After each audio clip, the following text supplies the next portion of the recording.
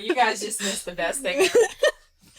I mean, that's a Toni Braxton song that, like, I haven't thought of in a really long time. And also, I didn't think anybody else ever thought of, so. I think of it all the time. Kara said, "Unbraid my hair," which launched us into Unbreak My Heart. Yeah.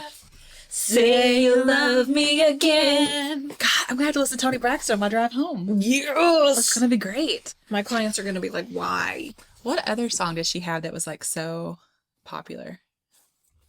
Google. That's her song called Alexa, Google. what are some popular Toni Braxton songs? Showing popular songs by Toni Braxton from Amazon Music. Okay, Unbreak My Heart. Unbreak My Heart. Breathe Again. Breathe He again. Wasn't Man. Breathe again. Another sad And I something. will never Love Should Have Something. breathe Long as I Live. You Mean the again. Something. I don't know any of the Gotta others. Move Something. I know those two. Love Breathe Should Have Again. Something. And Unbreak My Heart. Long as I Live. Yep. Unbreak My Heart is on there like 50 times. Yeah, Is it just totally. like this version, this I version, guess this version, so. this remix? Man, look at her. She's beautiful. Goddess. Her lips and her cheekbones. What a goddess. Yeah. Like perfectly proportioned. Yeah, she's gorgeous. I wonder what happened to her. Alexa, what's Toni Braxton doing these days? Hey, you too. Welcome. Welcome to what happens between recordings. Toni Braxton is an American singer, songwriter, pianist, actress, and television personality. Is she a Look at her. television personality? Look at her. I don't know that that's true, Alexa. That's like That was an Jeez. aggressive door close. someone got angry. Okay. All right. We actually, hey, this is Hey, this is the Witches, Magic, Murder, and Mystery This is not the podcast. Google every question you have podcast. It kind which of it. I actually- mean, sort of it. Oh. Just sit here and like every Good question that pops in your idea. head. I feel like that could be a fun, like a, That's our next video. yeah. That's our next Patreon video. Yeah, that's what we'll do. What happened to this? What happened to this? And it'll go down every rabbit hole. Yes. And you know how you guys love our tangents. Yeah. It'll be a video of tangents. You're welcome, guys. Patreon will love it. Okay. What am I doing? I already have that open. I Did was we just trying say to open. that I'm Kara and you're Megan? Probably not. I don't know that we did. Megan, Kara, Hey, I'm Megan, Kara. Megan. We are here today with a Full episode? yes, and I was just remembering that the person who suggested this to me is on.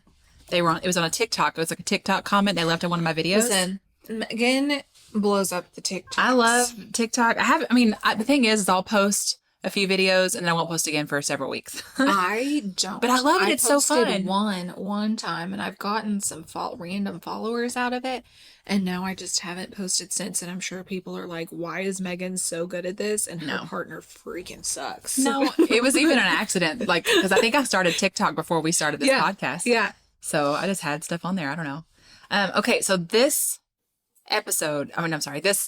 story I'm going to tell you guys, it's one that as soon as this person mentioned it, I was like, oh my God, it's that episode. I keep saying episode. It's that missing person story. And you all know how I love a missing person story. Megan does. So this is, the username is not an elephant on TikTok. I love that. I know. Not an elephant. It's all I Not an know. elephant.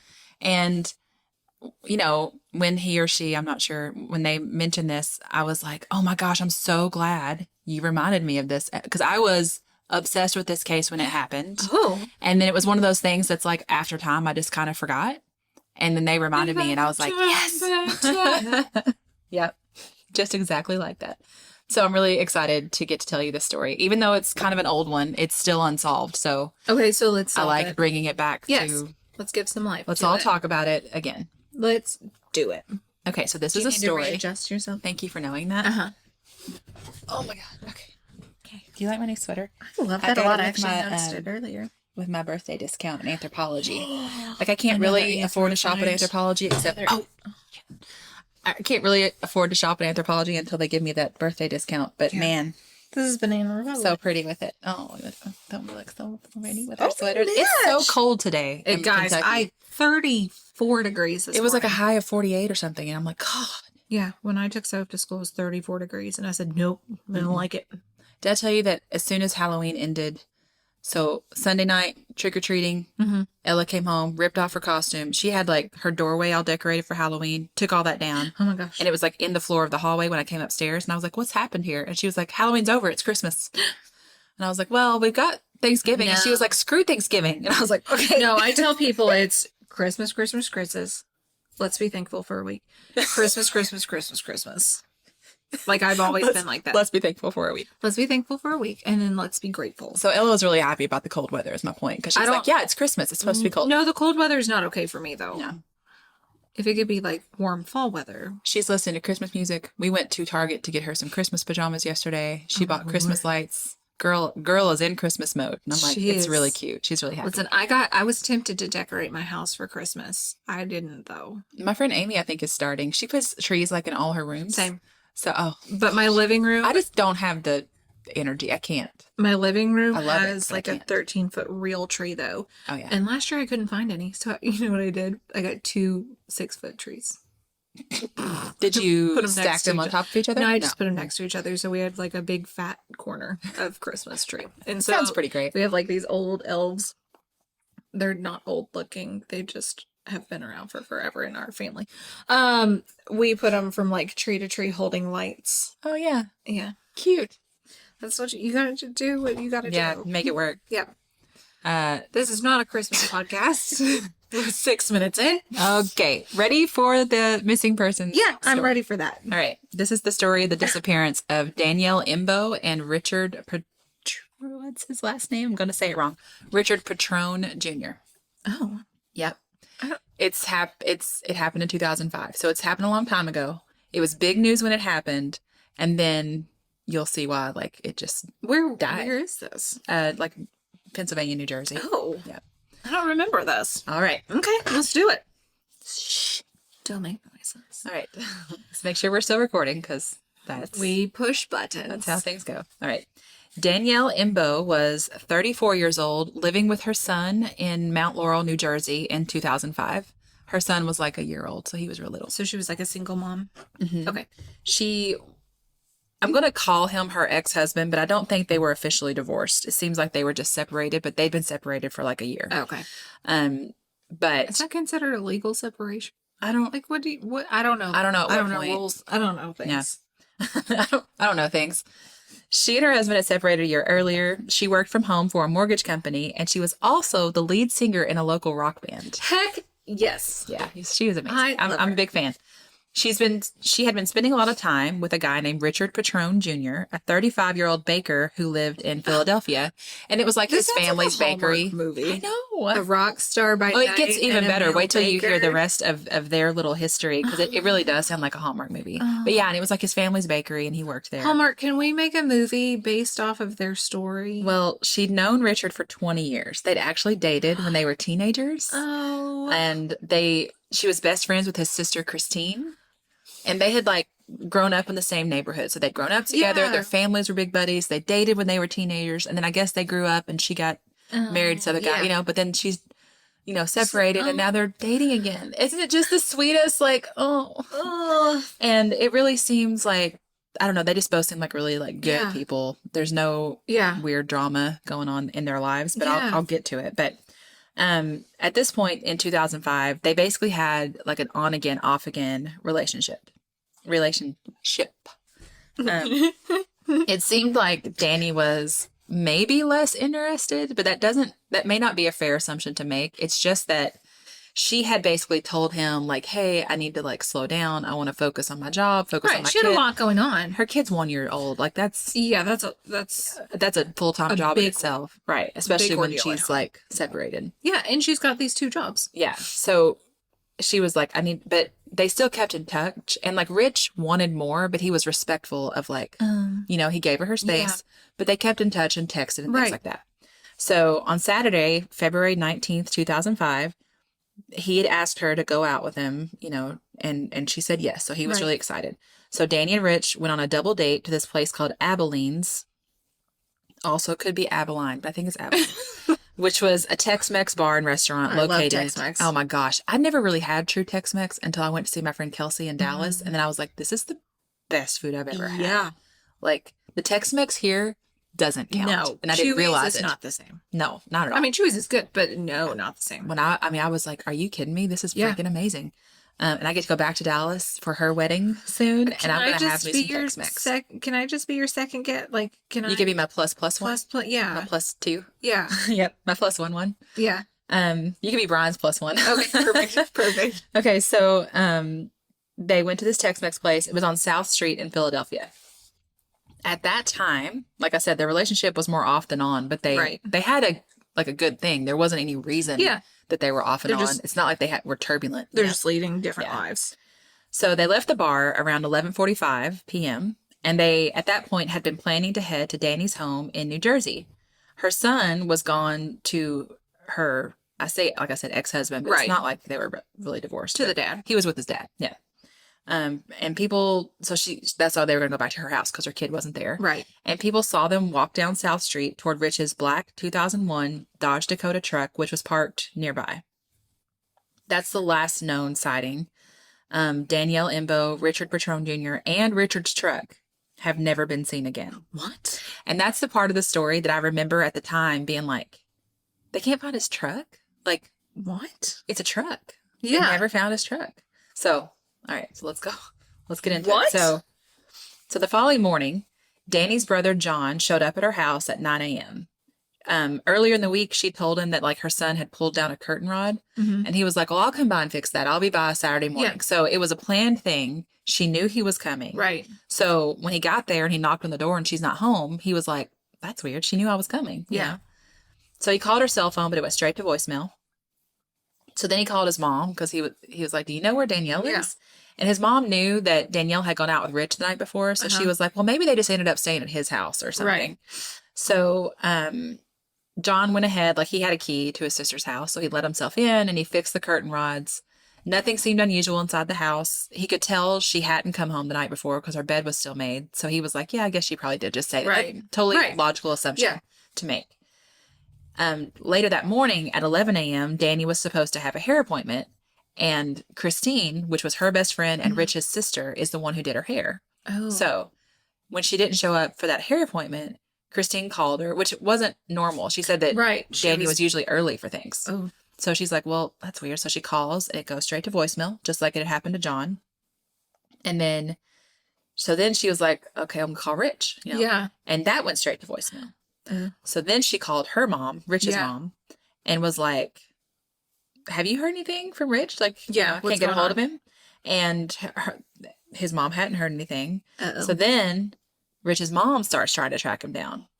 The Daytona 500 was that day, the NASCAR race, and Rich had planned to have friends over that afternoon. Raise hell, praise Dale. That's exactly right. Yeah. So he was supposed to have friends over. So his mom was like, well, I know he'll be home this afternoon because he has these plans. Like his friends are coming over. Right. So I can't get a hold of him on his phone. Maybe he's lost his phone. Right. Her sister, so it would have been his aunt, lived downtown near him. So she was like, can you just go over there? Because I'm sure he's home. Yeah. And just tell him, like, find your phone or whatever. Yeah. So his aunt goes over there, knocks on the door, no answer. But she can hear his dog in there barking like crazy. Oh, no. And so she was like, there's nobody here. And the dog's there. And I can tell, like, there's nobody there. Mm-hmm. So, no. So like I said, Dani and Rich had been friends since childhood and their families were close. So their moms were friends. Right. So they kind of like started talking to each other and they stayed in contact all day trying to figure out like, have you heard anything? No. Yeah. Like, let me know the second you hear anything. Yeah. And that at 5:00, Dani's ex-husband, Joe, was supposed to show up to drop off their kid. Mm-hmm. So they were like, Dani will be home by then because like she'd never not show up to get her son. Yeah. But when Dani wasn't, she still hadn't shown up, that's when they start to like, they're already panicking, right? But they keep having these benchmarks where they're like, well, surely they'll show up for this, or surely they'll show up for this. And like everything passes and they get more and more freaked out. So they didn't want Joe, the ex, to know that Dani was missing. Oh. And I'm not entirely sure why. Like, I think maybe they thought they didn't want her to look bad. Right. Because you know how it is when you're like co-parenting. Yeah. And Joe didn't like Rich. Like, I think when they had separated, Joe thought maybe they would get back together. Oh. And so Rich was a threat to that. Oh. And so let's see. According to Rich's dad, his son had told him that he'd gotten several threatening phone calls from Joe. Oh. He said, I got like 25 or 30 phone calls from this kid, which sounds like such a Pennsylvania, New Jersey thing to say. And I said, what did he want? And he kept telling me, stay away from her, leave her alone. I'm her husband, you know. But those messages also stopped whenever Danielle had made it clear that she and Joe weren't going to get back together. Okay. So I feel like they thought, she went out with Rich last night and didn't come home, and we just don't want to tell Joe that right now. Like, right. Maybe there's no reason to, because if she walks in the door later, she's going to be like, I can't believe you told him. Yeah. Yeah. So John, Danny's brother, went to her house to meet Joe when he dropped off her son, and like, he just said Dani was with Christine, and Joe was like, okay, whatever. Yeah. He didn't have any reason to think anything weird. Yeah. So now, even though like, so now he's got the little one. Yeah. So he's back with her family, I guess. Everyone is still hoping that they're just going to magically show up. But they also, at this point, are like, there's been too many things. Like, they've missed too many things. Right. I can't believe she wouldn't show up to get her kids. So we're going to go ahead and file a missing persons report. Yeah. So they go, and they were like, neither of these people ever turn off their cell phones. Like, the fact that their cell phones are off is real weird. Yeah. And they're also just never out of touch for this long. Like, you can kind of tell, like, they're close with their families. They've got the sister and the brother and they both have kids. Like, he had a 14-year-old daughter. She had a 1-year-old son. His daughter lived with the mom, but like, he had a child. Plus he had a dog, you know, that like needed to be taken care of. Yeah. So, and it's in the house, tearing your house apart right now. So they called the police and they filed reports, but you know, it's 2 missing adults, as we know. And they don't ever take that. I mean, they don't always take that serious. Yeah. I mean, I think it's gotten better and better, but it also just depends on who you talk to, I guess. Yeah. But they were like, you know, we're going to wait 48 hours. So the but families, it had already been 24, right? Almost 24. And so it may have been 48 from the time they disappeared. Yeah. So the family just kept searching on their own, like after they filed the report. So Rich drove like that big black pickup truck. So Dani's and Rich's dads just started driving. Actually, it may have been Dani's brother and Rich's dad. I'm not sure. But they started driving all over Philadelphia, just searching for that truck. And then they had the idea to try and like retrace the route that they would have taken from the bar to Dani's house. And they took like every route that they could have taken. And nothing was ever found. Like, because, you know, if you're looking, it should be easy to spot a truck. A giant truck. So they were driving and searching for 12 hours before they finally stopped. Oh my gosh. And while they were doing that, the moms were home calling hospitals and jails, just all the things you would do when you're like, where are they? Like, was there a DUI? Was there a car accident? Anything? And that all led nowhere. Oh my gosh. Yeah. So when police started the investigation, the fact that Rich's truck could not be found made them think like, well, they must have drove off somewhere. Like, they must be in the truck somewhere, which isn't illogical. I mean, it is weird. Like I said, this is the part that got me. I was like, that freaking truck. Yeah. Where is the truck? Yeah. People are easy to hide, but a truck? Yeah, exactly. So, so they were like, you know, maybe they just decided to get away for a few days. Like, they're on a little getaway. But why wouldn't you say something? Well, and that's what their family is. They're like, no way. Like, Dani has a son and Rich has a daughter. And they're not just going to go off without saying anything to somebody. Yeah, they wouldn't want us to worry. Coming back, you wouldn't want your dog in that house. No. Well, and she knew her ex is going to be dropping off her son. Like, she wouldn't just blow that off. Right.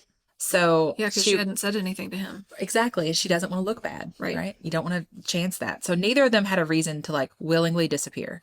They had good relationships with their families, good jobs, no drama. Their financial records were fine.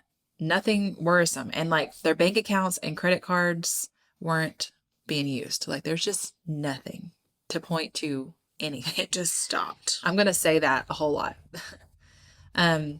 So Dani's and Rich's families kept looking. They put flyers up everywhere. They covered a 100-mile radius, searching streets and parking lots and parking garages and train stations, airports, just everywhere, trying to find the truck. Because they were like, if we find the truck, it's not even like the truck had been left on the street outside the bar, you know, like nobody even saw them get into the truck. Like, nobody saw them after they left that bar. They walked out the door and that's it. Yeah. It's just so like, how? Yeah. They even paid, well, I was gonna say they lots of leads were called in from people who like saw the flyers, but they didn't go anywhere. And they even paid somebody $1,200 so they could go up in their helicopter and get like a bird's eye view so they could look around and be like, do we see the truck? And they never could find it. You know what I always wonder? What? If like certain states ever like on cold cases like this, when they have a license plate number, if they ever call like other states and are like, hey, have you ever gotten calls for this? Yeah, I don't know. That's a good idea. I mean, it seems like it would Can you have all to be hire somewhere. people to do that? Can we just start that now? Can you all? We'll do it for you. I mean, the FBI has this case now, and the Philadelphia police say they're still investigating it. So I don't know when the FBI got involved if they would have had. Can you all just send out a memo to all of the states' Yeah. departments and be like, hey, can you just run your reports and see if you have anything ever on this between this year and this year? It's like sometimes I think things should be really obvious, right? Like that should be in a database, and if it was ever called in, it should have been flagged. But then I learned later, like, nope, that's not how it works at all. And it's like, oh, weird. Yeah. Why not? So very weird. So anyway, police searched the Delaware River for Rich's truck, but they found nothing. They also checked. I wonder what they did find when they were searching it, though. Giant man-eating catfish. No. They also checked all the surveillance cameras they could find, like ATM machines. And it's not that they thought they knew they hadn't accessed their ATM machines, but they were like, maybe that you could see them walk by in the back, just anything. There were surveillance like to go from where they were to New Jersey. There were two bridges. One of two bridges they would have had to have crossed, and there were surveillance cameras there. Okay. And they were like, we'll see his truck. Nothing. It was like if they, I've already said this. So if they went to New Jersey, they would have had to cross one of those bridges, and they didn't. So at the beginning of all this, it was like, I told you, these two families were really close. They'd known each other for decades. They lived in the same neighborhood. They had each other, you know? Yeah. And that's no longer the case. It's like the strain of this just, I don't think they're even on speaking terms at this point. Oh my gosh. Dani's family thought that whatever had happened was Rich's fault, and Rich's family thought that whatever happened was Dani's fault. Like Rich's family was like, it's got to be something related to Dani's ex-husband. He's done something. And then Dani's family was like, well, it has to be that Rich had a gambling problem and somebody came after them, which is weird. And I'm going to say something about that. So the thing is, there doesn't seem to be any evidence that Rich had a gambling problem. So it's very like, where did that come from? Right. No one really knows. Right. But, and it's not just like he didn't have a gambling problem. It doesn't even seem like he was into gambling. And like I said, they went through his financial records. Like there's no debt. Proof. There's no, there's no evidence that there is a problem at all. Although at this point, police think this had to have been some sort of hired hit. And when, what? Right. I was talking to a friend of mine about this morning, actually, and telling like what case I was working on. And he was like, oh, when I said about the hired hit, he was like, oh, was there gambling involved? So I guess that's a normal conclusion to make if someone brings up like hired hit and organized crime. And I just mob cases. Like I love true crime, mob stuff, and organized crime doesn't interest me. So I don't know. Maybe that's just other people would make that connection and I wouldn't. So maybe when the police started saying maybe it's a hired hit, they were like, oh, well, I bet he was gambling. Right. Maybe. I don't know. I'm just not sure why gambling was ever mentioned. That's so strange. So all that to say, Rich didn't have a gambling problem. Police have said the gambling wasn't a thing. Yeah. As for Dani's ex, Joe, he's been investigated, and I did read in one article that he'd taken a lie detector test, and that they said the results were inconclusive. I just don't know how much information you're going to get from that, though. I don't either. And also, I read several articles on this case, and I only saw that lie detector thing mentioned once, so I'm not sure how much I trust that it happened at all. Yeah. And regardless, even if police suspect him, they don't have enough to arrest him or take it any further. He has an ironclad alibi for the night that Dani and Rich disappeared. He'd been at like a family thing, and there were several NYPD officers who were also at the cookout and vouched for him. So when you got like a bunch of police officers backing you up. Yeah. And that is one thing that makes me like, his stepdad was a retired NYPD officer. So, I mean, it's like that shouldn't make him more or less suspicious, right? I mean, that shouldn't make it. Yeah. But it does make it weird because it's like, could there be a connection there that helped Joe do this? Like, like that could have helped him hire someone and could not have get caught. Potentially been a hired hitman, but it wasn't for gambling. Yeah. So police have done. Are we in Bardstown? See, like, yeah. police have done all sorts of background checks and investigations into Dani and Rich's backgrounds and histories, and they haven't found anything that would be like an obvious reason for them to be murdered. I mean, if someone hires a hitman, or in this case, they actually think that multiple people must have been involved, so hit men, I guess. Oh. Then it's like, why? You know? Like, why? What are we doing? So, and the reason they've decided it had to have been a professional hit is because how freaking perfectly this was done. Yeah. Everything's gone. So it is unlikely, based on law enforcement experience, that this was a simple crime of opportunity, said FBI agent J.J. Claver.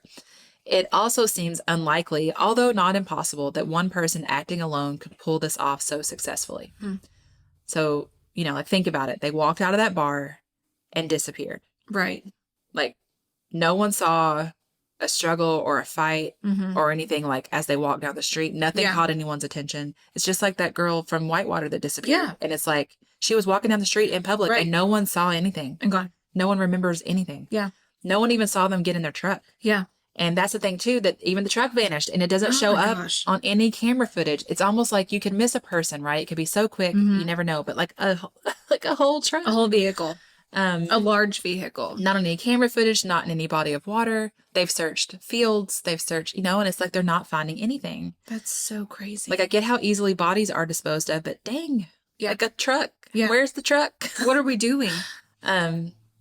Police have not found a single piece of physical evidence. All they know my gosh. about what happened to Dani and Rich that night came from the people, like, who were with them that night. And they were like, they were in a good mood. Everything was fine. They were hugging and kissing. They seemed good.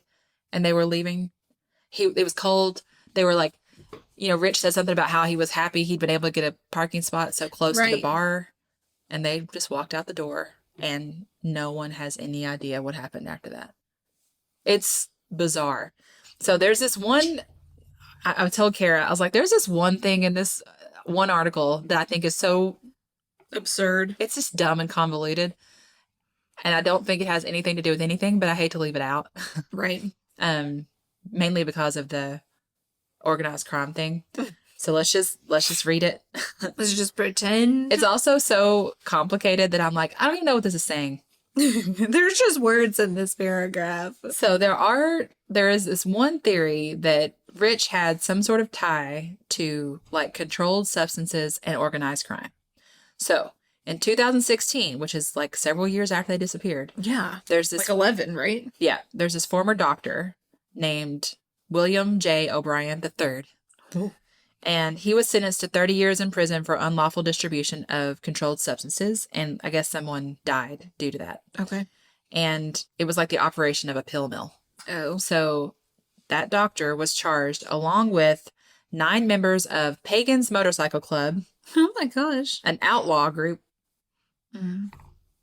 I want to make fun of things, and I'm afraid it's going to get me killed. They're going to come after us. Don't kill me. I don't know anything about you. You don't care what I think of you. Please don't care what we think of you. You know, an outlaw group. Good Lord. Known for aggression and moving illicit substances. So there were 9 co-defendants accused of working with the doctor to, like, distribute drugs illegally. During that investigation, the FBI pursued a possible link between Rich and the Pagans. Like, they thought maybe someone in that Pagan motorcycle group had been involved with Rich, and, like, because they were all tied into this group and organized crime, that somehow he had gotten mixed up with them earlier in his life, and it led to his death.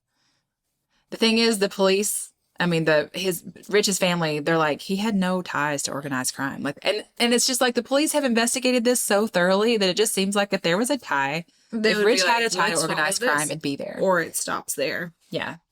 I mean, so during the investigation, one of the special agents interrogated one of the Pagan motorcycle gang members and asked him about a double slaying, and the guy denied everything. So I don't think it's anything, but because it's organized crime, and this, you know, they mentioned it could be an organized hit. I just wanted to bring it up, but I don't think it has anything to do with anything. Right.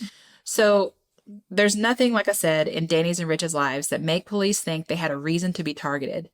But since the crime is so clean, they're like, this has to have been done by a professional. It couldn't have been an accident. It had to have been a murder. And it was a murder carried out by a person or a group of people who knew exactly how to do it. They made no mistakes. That's What are the so odds? Scary. This didn't just happen. We feel this was an orchestrated act, said the FBI's Christian Zajac in 2015. A 3,000-pound truck and 2 people do not simply go missing. I mean, unless it's like a 411 case and then aliens abducted them. I had the saying. thought as I was writing this. I was like, or it's aliens, or they slipped into another dimension or something. Yeah. But I don't know. Mandela effect. So there's been no evidence that tells us anything. Like, there's no crime scene. Their cell phones have remained off. Their bank accounts, credit cards, and social security numbers haven't been touched since they disappeared. That's insane. The families, as well as police, do believe at this point that Dani and Rich are dead. No. There's a $50,000 reward for Oh my information. Yeah, $50,000, and that started like a month after they disappeared. It's Wow. been up forever. Leading to their whereabouts or to the arrest of whoever was involved. The FBI and the Philadelphia police are still actively investigating this case. That's good. Back in February of 2015, the FBI added the case to their cold case initiative, which means more time and resources were committed to the investigation. There's a retired NYPD investigator named Joe Giacalone. Oh, I like it. Or Giacalone. I'm not sure. Probably. Maybe it's both. Maybe he goes by both. I bet he goes does. by both. I think that's a call him thing up that and people ask do. if we're allowed to. That's a common thing. Yeah. Right? People are like, there's many versions of my last name. I go by Joe Giacalone, but you can call me whatever. Something else. Joe Schmo. And guess what? We will. So anyway, he wrote a textbook called The Criminal Investigative Function, which they use to teach about cold cases, homicides, and missing persons to like other detectives. And he said it's unlikely that there will be a break in a case 10 years after it happened with little to no physical evidence to go off of. And he was talking about this in 2015, Right. which is why they say that 10-year thing. He said a break in the case would require sheer luck. You actually like to think the case is murder for hire because that's an extra link out there, he said. Anytime anyone brings someone else into their crime, that's another opportunity for it to be solved. We've had family members 30 years later come forward and say, I knew something and I didn't do anything with it. And that sort of thing does happen. The article I read gave an example of 2 very cold cases that were solved by people coming forward many, many years after the fact with information. But I don't want to tell you any more about that because I think I'm going to do episodes on them because they sounded really interesting. Right. So you're just going to have to take my word for it that it happens. It's happened at least twice. It's possible this case could be solved by some sort of deathbed confession. Oh my gosh. Or just someone who can't keep the secret any longer. But of course, it's incredibly unlikely. At this point, investigators admit it is unlikely that any trace of Dani, Rich, or Rich's truck will ever be found. That's insane. So here's the basics, okay? Danielle Imbo was 34 years old when she disappeared. She had dark brown hair and hazel eyes. She was 5'5" and weighed 117 pounds. At the time of her disappearance, she was wearing a cream sweater and jeans, a black jacket, 3 silver rings, and she carried a black purse. There was a gap between her 2 front teeth and a tattoo of flowers on her lower back. Richard Petrone Jr. was 35 years old when he disappeared. He had brown hair and blue eyes and usually had a mustache or a goatee. He was 5'9" and weighed 200 pounds. At the time he disappeared, he was wearing eyeglasses, a polo hoodie, jeans, and sneakers. He has a tattoo of the name Angela, which is his daughter's name, on his left bicep, and a tattoo of clowns on his right bicep. No. But listen, every single other thing I read about him was good. So we're going to forgive him for the clown thing. Okay. Rich's truck is a black 4-door 2001 Dodge Dakota pickup truck with silver accents and a NASCAR number 99 decal in the rear window. Yeah. It's it's every guy in Nicholasville. Yep. It had a Pennsylvania license plate number YFH-2319. If you know anything about Rich and Dani, please contact the FBI Philadelphia Field Office at 215-418-4000 or the Philadelphia Police Department at 215-686-3013. Wow. I know. Where'd they go? Exactly. Where'd the truck go? Where'd they go? How'd nobody see anything? How did 2 people get abducted and no one saw anything? Completely disappear with a vehicle. And who drove the truck away? Like, did they even make it to their truck? Right. Or did someone get to them and then they Get took their them keys and the and truck? take the truck. No, who knows? Because no one saw anything. There's no footage of anything. There's no signs of a struggle outside the bar. Like, did they just get in the truck and somebody pop up from the back and be like, keep moving? We're gonna go here. And then, like, that's the how question, but also the why. Yeah. Like, why? I don't know anything about Joe. And I get that, like, it's very natural to go to the ex-husband or whatever. Right. But, like, they had this kid together. Was he just that? Was he completely crazy? So he had them killed? Why? It doesn't. Yeah. I didn't read anything that made it sound like that. No. Didn't read anything that was like he was abusive or awful or Right. he made death threats. And it's like he didn't like Rich and they had a contentious relationship, but I didn't see anything that said he and Dani were real ugly with each other, you know? Yeah.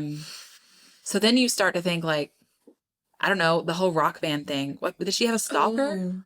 Or But was the stalk? I mean, Again- how much planning went into the stalker's like end of whatever to do this? I don't. and that's when you go back to the organized crime thing. Yeah. And it does seem like it had to be multiple people because how'd they get the two of them without a Making a mess. struggle? Yeah, without drawing any attention. Yeah.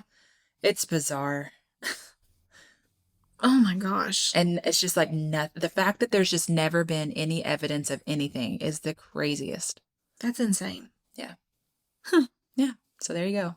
Go find them, people. Yeah, I mean, again, it's an older case, but I don't know. I'm sure they are. I mean, it says they are still actively investigating, but just be talking Jeez. about it, you know? Start talking about it with your friends. It's one of those cases that maybe people could talk about again. Yeah.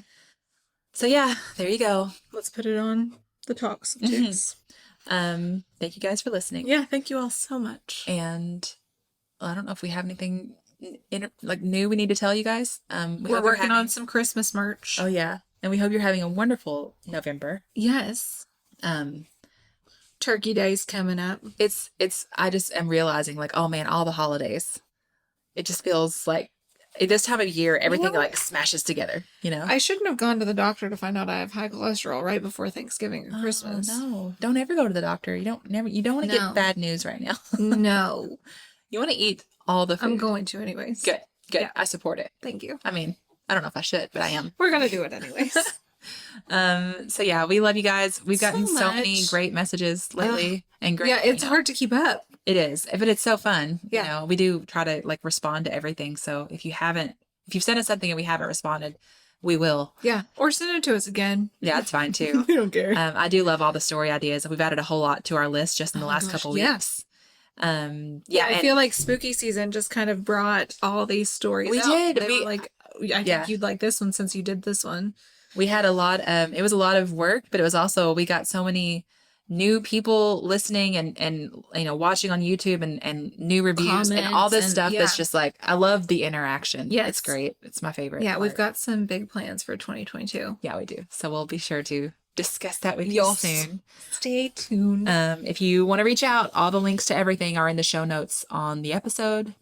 In our link tree on social media. Yeah. You can also join our Facebook group, Witches, Magic, Murder, and Mystery podcast discussion group. Yeah. Yeah. And there's a link to that in the show notes Yes.